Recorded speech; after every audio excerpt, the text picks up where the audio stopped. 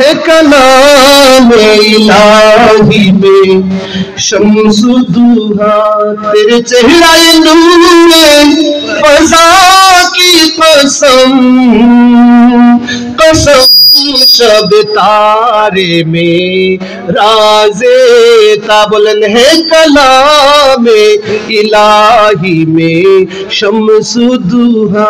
तेरे चेहरा नूरे फज़ा की कसम कसम शब तारे में राज़े ओ खुदा ही ने मर्तबा तुझको दिया ना किसी को मिले ना किसी को मिला कोई तुझ सा हुआ है ना होगा शान कोई तुझ सा हुआ है ना होगा शान लम्याती नज़ीर काफ़ी नज़ारिन लम्याती नज़ीर काफ़ी नज़ारिन मिसले तू न शुद पैदा जाना चुके पौरे न के हो तुम्हारी मौतो चुके पौरे न के हो तुम्हारी मौतो तुमर तुलना बीशे नहीं जानी गुठा बीशे सबाई बोलेन गुठा बीशेर राज मुकुट तुम्हारो शिरे गुठा बीशेर राज मुकुट तुम्हारो शिरे राजा धीराज ओ को तुम्हारी जान सागर महान पानी देऊ तो विषम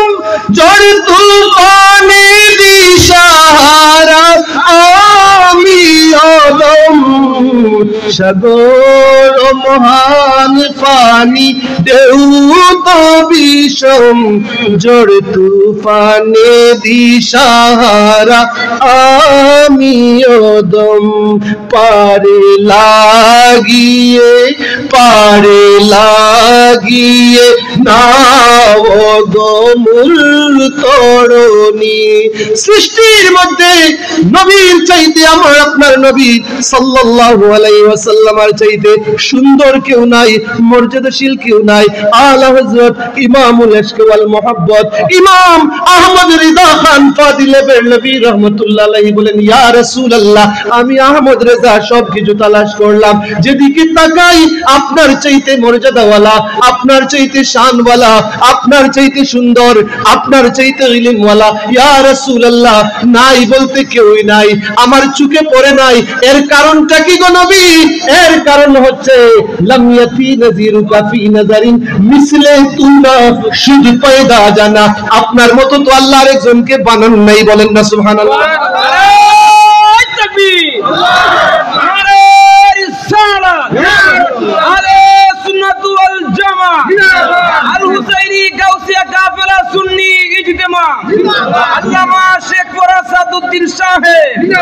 हाज़रीन लक्ष्य करें आला हज़रत एक कसीदार मध्य बोलें तू जिंदा है वल्लाह तू जिंदा है वल्लाह तू जिंदा है वल्लाह तू जिंदा है वल्लाह मेरे चश्मे आलम से छुप जाने वाले বাংলাটা কি কসম তুমি জিন্দা কাকে বলা হচ্ছে প্রিয় নবীকে বলতেছেন কসম তুমি জিন্দা আছো যে লুকিয়ে চুকেরি আড়ালে चमक तुझसे बातें सब पाने वाले